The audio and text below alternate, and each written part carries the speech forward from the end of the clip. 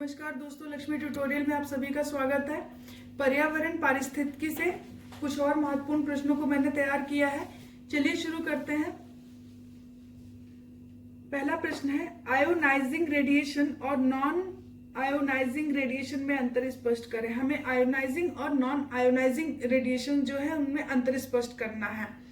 Non ionising radiation को आयनों में परिवर्तित नहीं होने वाला विकिरण भी कहा जाता है। कह रहा है नॉन आयोनाइजिंग रेडिएशन जो होता है उसको आयनों में परिवर्तित नहीं होने वाला विकिरण भी कहा जाता है। ये स्पेक्ट्रम की लंबी तरंग दैर्घ्य पर विद्युत चुंबकीय तरंगों से निर्मित होते हैं। और ये कह रहा है कि निर्मित कैसे होते हैं। स्पेक्ट्रम की लंबी तरंग दैर्घ्य पर विद्युत चुंबकीय तरंगों से इनका ये निर्मित होते हैं। दूसरा कथन है, इनकी रेंज यानी कि नॉन आयोनाइजिंग रेडिएशन की रेंज परावैंगनी किरणों से रेडियो तरंगों तक होती है तथा ये जिस माध्यम से गुजरती हैं उनके परमाणु और अणुओं को उत्तेजित कर देती हैं और उनकी कंपन गति को भी बढ़ा देती हैं, पर ये इतनी दृढ़ नहीं होती कि उनके आयनों को बदल सकें।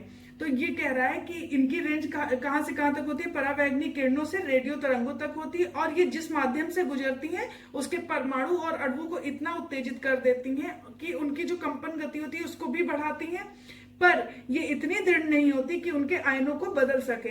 ये नॉन आयोनाइजिंग के बारे में था। अब ये आयोनाइजिंग के बारे में क्या कह रहा है कि आयोनाइजिंग विकिरण जिस माध्यम से गुजरती है उसके परमाणुओं और अणुओं को आयनों में बदल देती है। ये कह रहा है कि आयोनाइजिंग विकिरण जो होती है वो जिस माध्यम से गुजरती है उसके परमाणु और अणुओं को आयनों में बदल देती है। आयोनाइजिंग विकिरण में अल्फा कण, बीटा कण और गामा कण, एक्स किरणें और परावैंगनी किरणें आदि शामिल है। तो आयोनाइजिंग विकिरण में कौन कौन सी किरणें शामिल है। अल्फा कण, बीटा कण और गामा कण, एक्स किरणें और परावैंगनी किरणें आदि शामिल है। तो ये सभी कथन बिल्कुल सही है कि नॉन आयोनाइजिंग रेडिएशन को आयनों में परिवर्तित नहीं होने वाली विकिरण भी कहा जाता है, जबकि आयोनाइजिंग विकिरण जिस माध्यम से गुजरती है उनके परमाणु अणुओं को आयनों में बदल देती है। नॉन आयोनाइजिंग जो रेडिएशन होता है वो उसकी रेंज क्या होती है। परावैंगनी किरणों से रेडियो तरंगों तक होती है और वो जिस माध्यम से गुजरती है उसके परमाणु और अणुओं को उत्तेजित कर देती है और उनकी कंपन गति को भी बढ़ाती है, पर वो उनके आयनों को नहीं बदल सकती, वो इतनी दृढ़ नहीं होती है। आयोनाइजिंग विकिरण में अल्फा, बीटा और गामा कण आते हैं, एक्स किरणें आती हैं और परावैंगनी किरणें आदि शामिल होती हैं। ये सभी कथन बिल्कुल सही है, यानी कि उपरोक्त सभी। अगला है, निम्नलिखित में से असत्य कथन का चयन करें। पहला है, रेडियो समस्थानिक वे रासायनिक तत्व होते हैं जिनके स्वरूप में परिवर्तन से उनके नाभिकों में स्वतः ही उच्च ऊर्जा विद्युत चुंबकीय विकिरण निकलते हैं। ये कह रहा है रेडियो समस्थानिक वे ऐसे रासायनिक तत्व हैं जिनके स्वरूप में परिवर्तन जब होता है तो उनके जो नाभिक से स्वतः ही क्या होता है कि उच्च ऊर्जा विद्युत चुंबकीय विकिरण निकलने लगता है। तो उनके स्वरूप में परिवर्तन से रेडियो समस्थानिक रासायनिक तत्व होते हैं और इनके स्वरूप में जब परिवर्तन होगा तो उनके नाभिकों में से स्वतः ही उच्च ऊर्जा विद्युत चुंबकीय विकिरण निकलने लगता है। दूसरा कथन है, रेडियो सक्रिय पदार्थों के विघटन के इस गुणधर्म को रेडियो सक्रियता कहते हैं। इसे रेडियो न्यूक्लाइड्स भी कहते हैं। तो ये दूसरा कथन कह रहा है कि रेडियो पदार्थों के विघटन यानी कि रेडियो पदार्थों के विघटन के इस गुणधर्म को क्या कहते हैं, रेडियो सक्रियता कहते हैं। और इसे क्या कहते हैं, रेडियो न्यूक्लाइड्स नाम से भी जाना जाता है। तो ये दूसरा वाला कथन ही असत्य है। क्यों? क्योंकि जो ये रेडियो न्यूक्लाइड्स की बात कर रहा है ये रेडियो समस्थानिक को कहते हैं, ना कि रेडियो सक्रिय को। तो ये दूसरा वाला कथन गलत हो गया, बाकी पहला बिल्कुल सही है। रेडियो न्यूक्लाइड्स किसी का रेडियो समस्थानिक यानी कि रेडियो समस्थानिक वे रासायनिक तत्व होते हैं जिनके स्वरूप में परिवर्तन से उनके नाभिकों में से स्वतः ही उच्च ऊर्जा विद्युत चुंबकीय विकिरण निकलने लगता है और इसको रेडियो न्यूक्लाइड्स भी कहते हैं। किसे? रेडियो समस्थानिकों को। और जो रेडियो सक्रिय पदार्थ होते हैं उनके विघटन के इस गुणधर्म को क्या कहते हैं, रेडियो सक्रियता कहते हैं। तो ये दूसरा वाला कथन इसलिए गलत हो गया क्योंकि ये कह रहा है कि रेडियो न्यूक्लाइड्स भी कहते हैं। रेडियो न्यूक्लाइड्स रेडियो समस्थानिक को कहते हैं, ना कि रेडियो सक्रिय पदार्थों। अगला कथन है, विकिरणों का प्रभाव उच्च वर्गीय प्राणी पर निम्न वर्गीय प्राणियों की अपेक्षा अधिक पड़ता है। ये कह रहा है कि विकिरण जो होते हैं, रेडिएशन जो होता है, उसका प्रभाव उच्च वर्गीय प्राणी पर जो है ज्यादा पड़ता है निम्न वर्गीय प्राणियों की अपेक्षा। उच्च वर्गीय प्राणी मतलब जैसे मनुष्य, और निम्न वर्गीय जैसे ये कीट वगैरह होते हैं। तो कीटों पे उतना नहीं पड़ता जितना कि मानव पे पड़ता है रेडिएशन का प्रभाव। दूसरा कथन है, हरे पौधे गामा किरणों के प्रति बहुत अधिक संवेदनशील होते हैं।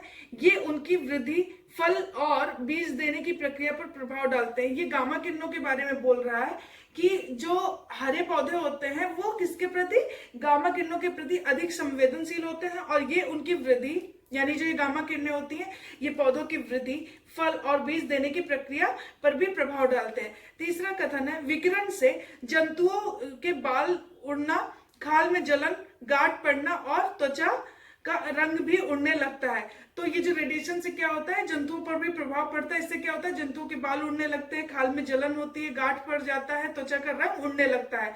इसका प्रभाव जलीय पारितंत्र पर तथा मृदा पर भी पड़ता है, और इसका प्रभाव मानव, जंतु और जलीय पारितंत्र पर भी और मृदा पर भी पड़ता है। चौथा कथन है, उच्च तीव्रता के विकिरणी प्रभाव में आने से, उच्च तीव्रता के विकिरणी प्रभाव में आने से जीवों की एनीमिया, रक्तस्राव आदि के कारण मृत्यु हो जाती है। ये कह रहा है कि जो उच्च तीव्रता के विकिरणी प्रभाव में आने से क्या होता है कि ये जो जीव होते हैं उनमें एनीमिया, रक्तस्राव आदि के कारण मृत्यु हो जाती है। हमें इसमें से सत्य कथन का चयन करना, और ये सभी कथन बिल्कुल सत्य है कि यानी रेडिएशन जो होता है, यानी विकिरण जो होता है, उसका प्रभाव उच्च वर्गीय प्राणी पे ज्यादा पड़ता है निम्न वर्गीय प्राणियों की अपेक्षा। इस हरे पौधे जो होते हैं वो गामा किरणों के प्रति ज्यादा संवेदनशील होते हैं, और ये गामा किरणें उनकी वृद्धि, फल, बीज देने की प्रक्रिया पर भी प्रभाव डालते हैं। विकिरण से जंतुओं का बाल झड़ना, खाल में जलन, गांठ पड़ना, त्वचा का रंग उड़ने लगता है, और इससे जलीय पारितंत्र और मिट्टी पर भी विपरीत जो है ये नकारात्मक प्रभाव पड़ता है। और जो ये चौथा कथन कह रहा है कि उच्च तीव्रता के विकिरणी प्रभाव में आने से जीवों में क्या होता है, एनीमिया, रक्तस्राव आदि से क्या होता है, उनकी मृत्यु हो जाती है। और ये सभी कथन बिल्कुल सही हैं।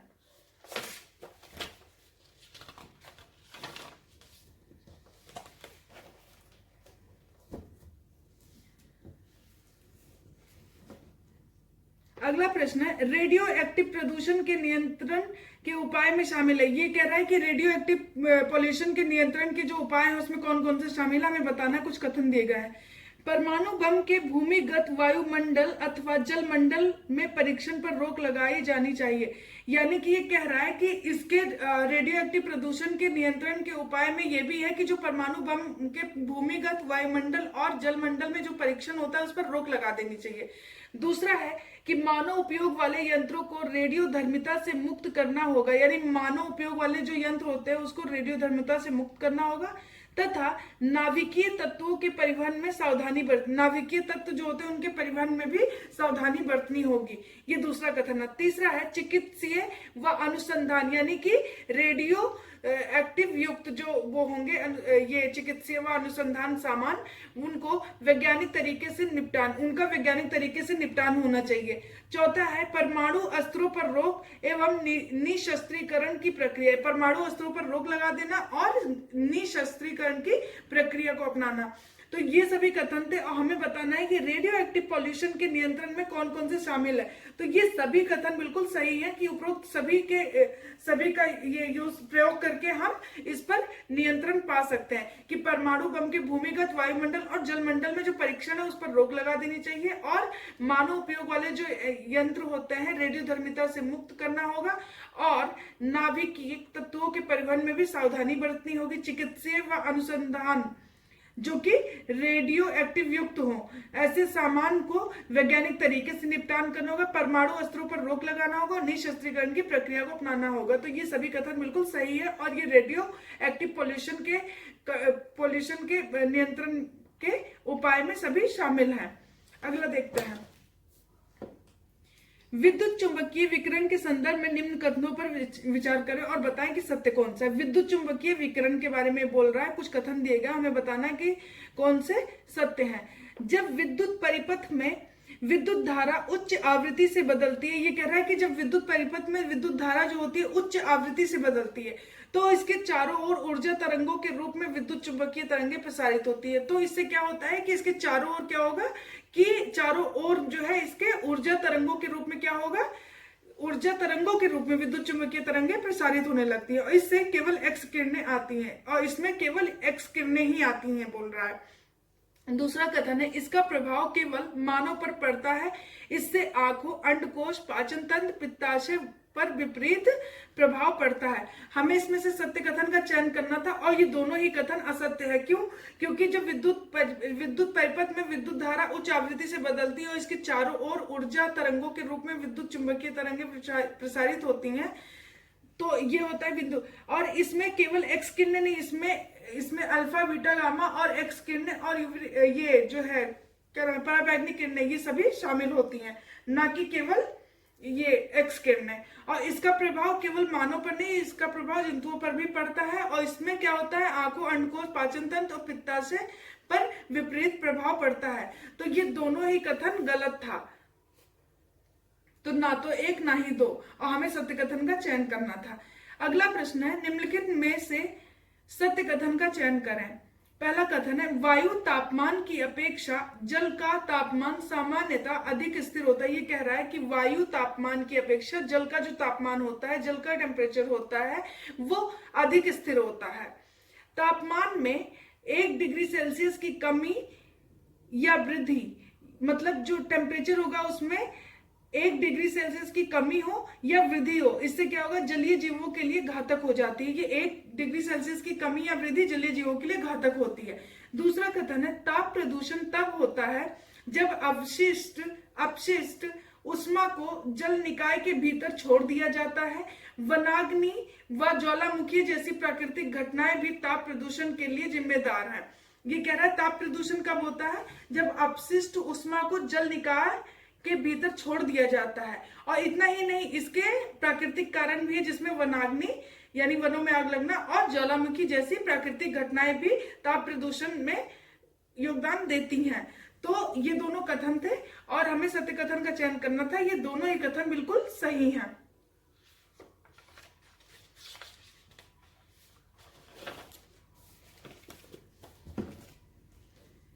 अगला है तापीय प्रदूषण के नियंत्रण के उपायों में शामिल है। ये जो ताप प्रदूषण है इसके नियंत्रण में कौन कौन से शामिल है हमें देखना है।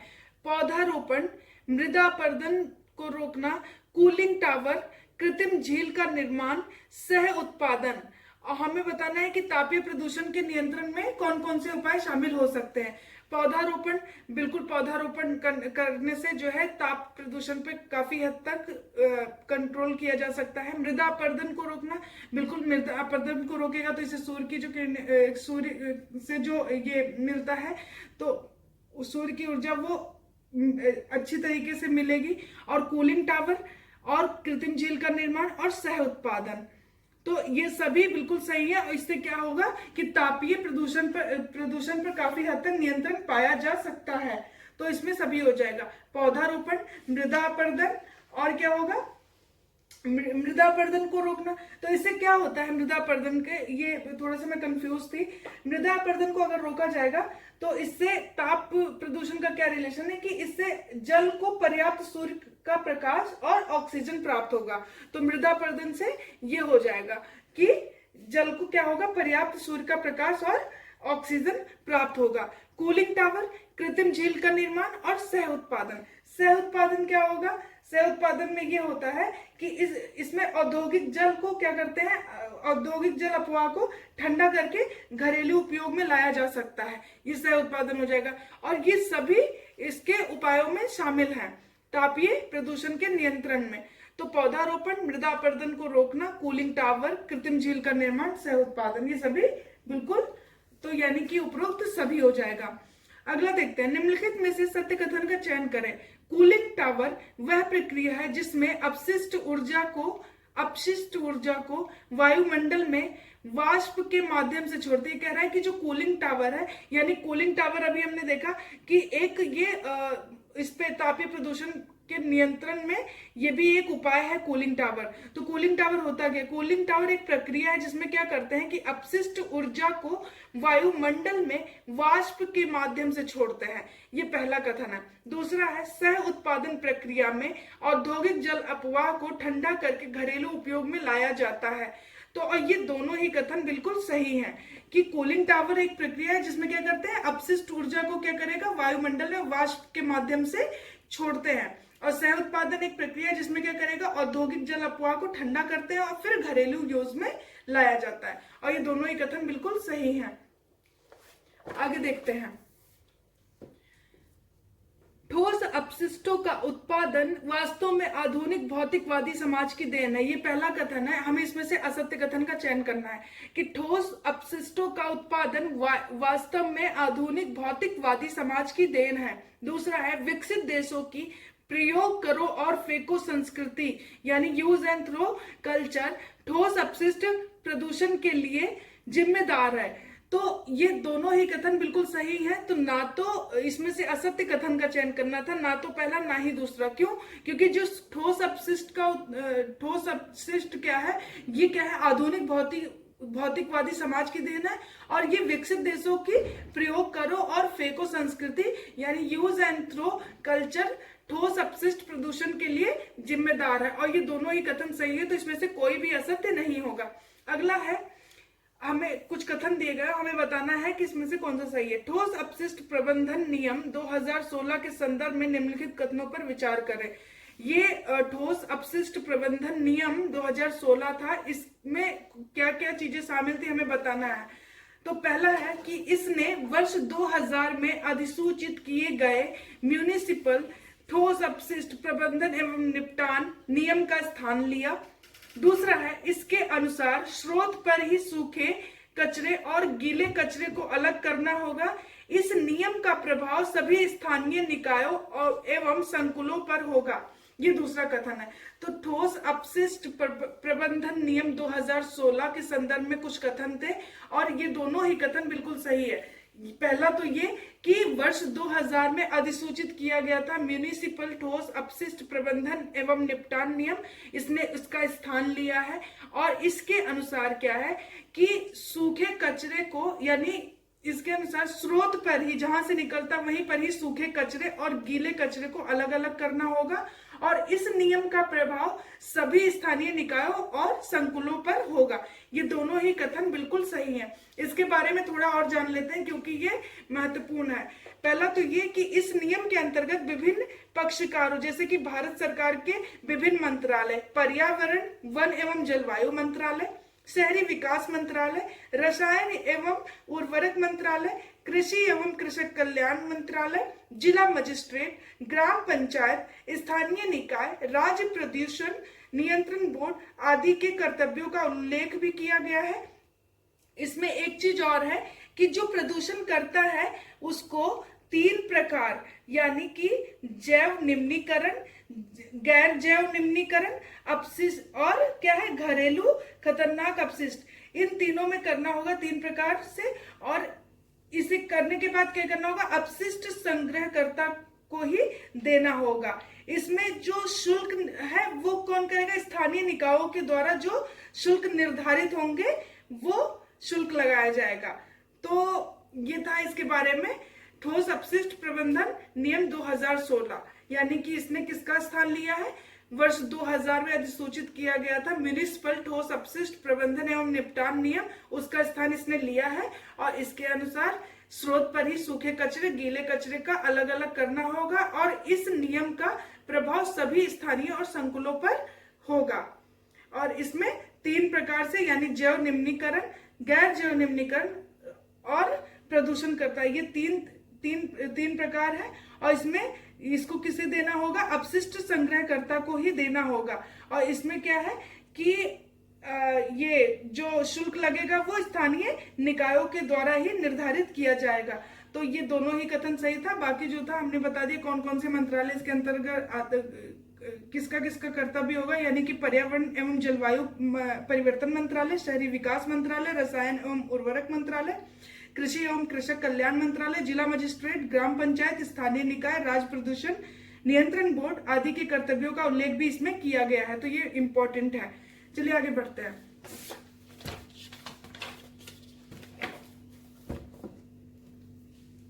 अगला है 8वीं क्षेत्रीय एशिया पैसिफिक 3R फोरम की बैठक के संबंध में निम्नलिखित कथनों पर विचार करें। ये कह रहा है कि 8वीं क्षेत्रीय एशिया पैसिफिक बैठक हुई थी, 3R बैठक, तो इसके संबंध में कुछ कथन दिए गए, हमें बताना है कि ये क्या था और कब हुई थी। इसका आयोजन भारत सरकार के आवास और शहरी मामलों के मंत्रालय, जापान सरकार के पर्यावरणीय मंत्रालय तथा संयुक्त राष्ट्र क्षेत्रीय विकास केंद्र द्वारा संयुक्त रूप से अप्रैल 2018 इंदौर में की गई थी। ये कह रहा है कि इसका आयोजन भारत सरकार का आवास और शहरी मामलों के मंत्रालय और जापान सरकार के पर्यावरणीय मंत्रालय और संयुक्त राष्ट्र क्षेत्रीय विकास केंद्र द्वारा संयुक्त रूप से अप्रैल 2018, और इसका आयोजन किया कहा गया था, इंदौर में किया गया था। ये पहला कथन है। दूसरा है, इसमें मिशन शून्य कचरे के विजन पर केंद्रित 3R इंदौर घोषणा को अपनाया गया। ये कह रहा है कि इसमें मिशन शून्य कचरे के विजन पर क्या किया गया है कि 3R इंदौर घोषणा को अपनाया गया है। तो 3R क्या है? 3R है रिड्यूस, रीयूज एंड रिसाइकल। तो इसका लक्ष्य 3R यानी रिड्यूस, रीयूज और रिसाइकल और संसाधन दक्षता उपायों को शहरों और देशों को स्वच्छ, स्मार्ट, जीवंत और लचीला बनाने में पूर्ण रणनीति के तौर पर विकसित करना है। इसका लक्ष्य क्या है कि 3R यानी कि रिड्यूस, रीयूज एंड रिसाइकल और संसाधन दक्षता उपायों को शहरों और देशों को स्वच्छ, स्मार्ट, जीवंत और लचीला बनाने की पूर्ण रणनीति के तौर पर विकसित करना। ये तीसरा कथन है। चौथा है, इस फोरम के माध्यम से भारत का लक्ष्य अपने मिशन अपशिष्ट के माध्यम से इस अवधारणा को मजबूत करना है जिससे शहरों, उद्योगों और अन्य हितधारकों को एक संसाधन के रूप में कचरे के इस्तेमाल को प्रोत्साहित किया जा सके। तो ये चारों कथन थे और ये 8वीं क्षेत्रीय एशिया पैसिफिक 3R फोरम की जो बैठक हुई थी उसके संदर्भ में थे और ये सभी कथन बिल्कुल सही है, यानी कि उपरोक्त सभी। 3R बता दिया क्या है, रिड्यूस, रीयूज, रिसाइकल। तो कई बार पूछ लेगा कि 3R क्या है, ऐसे भी पूछ सकता है। ये 8वीं क्षेत्रीय एशिया पैसिफिक 3R फोरम की बैठक कहाँ हुई थी? ये इंदौर में 2018 में हुई थी। इसमें कौन कौन से मंत्रालय थे? तो इसमें क्या था, भारत सरकार के आवास और शहरी मामलों के मंत्रालय, जापान सरकार का पर्यावरणीय मंत्रालय और संयुक्त राष्ट्र क्षेत्रीय विकास केंद्र द्वारा संयुक्त रूप से इसका आयोजन किया गया था। हुआ कहाँ था? इंदौर में। इसमें मिशन शून्य कचरे के विजन पर केंद्रित 3R इंदौर घोषणा को अपनाया गया था। इसका लक्ष्य क्या था? 3R और संसाधन दक्षता उपायों को शहरों और देशों के स्वच्छ, स्मार्ट, जीवंत और लचीला बनाने के लिए पूर्ण रणनीति के तौर पर विकसित करना। इस फोरम के माध्यम से भारत का लक्ष्य क्या था कि मिशन अपशिष्ट के माध्यम से इस अवधारणा को मजबूत करना कि जिससे शहरों, उद्योगों और अन्य हितधारकों को एक संसाधन के रूप में कचरे के इस्तेमाल से प्रोत्साहित किया जा सके। और ये सभी कथन बिल्कुल सही था। ये कौन सी बैठक थी? ये 8वीं थी, इंदौर में हुई थी 2018, क्षेत्रीय एशिया पैसिफिक 3R फोरम। आगे देखते हैं। अगला प्रश्न है, ठोस अपशिष्ट समस्या के कारकों में सम्मिलित है। ये जो ठोस अपशिष्ट समस्या है इसके कारक कौन कौन से कारक सम्मिलित है, हमें ये देखना है। तीव्र नगरीकरण, जीवन पद्धति में परिवर्तन, अपर्याप्त सरकारी नीतियां, जनसंख्या वृद्धि, सार्वजनिक उदासीनता। तो हमें बताना है कि ठोस अपशिष्ट समस्या के कारकों में कौन कौन से शामिल है। तीव्र नगरीकरण, ये बिल्कुल सही है। जीवन पद्धति में परिवर्तन, ये भी बिल्कुल सही है। अपर्याप्त सरकारी नीतियां, ये भी ठीक है। जनसंख्या वृद्धि, ये भी एक बहुत बड़ा कारण है। सार्वजनिक उदासीनता, बिल्कुल सही है कि अपना कुछ ना करना और ये सोचना कि हाँ अभी सरकार कुछ करेगी, वो कुछ नीतियां बनाएगी, तो दूसरे मतलब हमेशा किसी पे भरोसे पे रहना। तो तीव्र नगरीकरण हो गया, जीवन पद्धति में परिवर्तन, अपर्याप्त सरकारी नीतियां और जनसंख्या वृद्धि और सार्वजनिक उदासीनता, ये सभी ठोस अपशिष्ट समस्या के कारकों में सम्मिलित हैं। अगला प्रश्न है, भस्मीकरण से आप क्या समझते हैं? भस्मीकरण से हम क्या समझते हैं ये बताना है और सही उत्तर का चयन करना है। भस्मीकरण यानी कि इसके बारे में हमें देखना है कौन से कथन सही है। यह एक निपटान विधि है। भस्मीकरण को कह रहा है कि ये एक निपटान विधि है जिसमें अपशिष्ट पदार्थों का दहन शामिल है। इसमें अपशिष्ट पदार्थों का दहन किया जाता है। ठोस अपशिष्टों को 1000 डिग्री सेल्सियस पर जलाया जाता है। ये कह रहा है कि एक निपटान विधि है और इसमें क्या किया जाता है, अपशिष्ट पदार्थों को दहन किया जाता है यानी जलाया जाता है। और ठोस अपशिष्टों को जलाया कितने डिग्री पे, कि इसे 1000 डिग्री सेल्सियस पर जलाया जाता है। दूसरा कहता है ठोस अपशिष्ट राख गैस व ऊर्जा में परिवर्तित हो जाता है। और ये जो राख होता है इसका, ये किसमें, या तो ये राख गैस और ऊर्जा में परिवर्तित होता है तथा इस ऊर्जा का प्रयोग बिजली बनाने में भी किया जाता है। ये कह रहा है कि ठोस अपशिष्ट क्या करता है, राख गैस या ऊर्जा में परिवर्तित होता है। ये जो ऊर्जा होता है इसका प्रयोग बिजली बनाने में किया जाता है। ये दूसरा कथन है। तीसरा है कि इसे खतरनाक कचरा निपटाने के लिए एक व्यवहारिक रूप में मान्यता भी मिली है। ये कह रहा है कि जो भस्मीकरण है इसको खतरनाक कचरा निपटाने के लिए एक व्यवहारिक रूप में मान्यता भी प्राप्त हुई है, परंतु गैसीय प्रदूषकों के कारण यह पद्धति विवादास्पद भी है। लेकिन जो ये इससे गैसीय प्रदूषण फैलता है तो इस कारण से ये पद्धति जो है भस्मीकरण की, ये विवादास्पद भी है। चौथा है कम भूमि की आवश्यकता होती है, यानी कि भस्मीकरण में क्या होता है कि कम भूमि की आवश्यकता होती है और इसमें 25% अपशिष्ट के भार में कमी आती है। स्थानीय जल निकायों भौम जल प्रदूषण का खतरा भी नहीं रहता है। इसमें क्या होता है कि कम भूमि की आवश्यकता होती है, 25% अपशिष्ट के भार में भी कमी आती है और स्थानीय जल निकायों भौम जल प्रदूषण का भी खतरा इससे नहीं होता है। ये सभी कथन बिल्कुल सही है कि भस्मीकरण एक निपटान विधि है। इससे अपशिष्ट पदार्थों का दहन किया जाता है और ठोस अपशिष्टों को क्या किया जाता है, 1000 डिग्री सेल्सियस पर जलाया जाता है। ठोस अपशिष्ट राख गैस और ऊर्जा में परिवर्तित होते हैं और इस ऊर्जा का उपयोग बिजली उत्पादन में किया जाता है। इससे खतरनाक कचरा निपटाने के लिए व्यवहारिक रूप में मान्यता भी मिली है, लेकिन गैसीय प्रदूषकों के कारण ये विवादास्पद रहा है। और चौथा ये है कि इसमें क्या होता है, बहुत कम भूमि की आवश्यकता होती है और जो अपशिष्ट होते हैं उसमें कम से कम 25% भार कम हो जाता है। स्थानीय जल निकाय भौम जल में प्रदूषण का कोई खतरा नहीं रहता है। तो ये सभी था भस्मीकरण के बारे में और ये सभी कथन बिल्कुल सही हैं। आज के लिए इतना ही। Thank you so much. अगर वीडियो अच्छा लगता है तो लाइक और सब्सक्राइब करिए।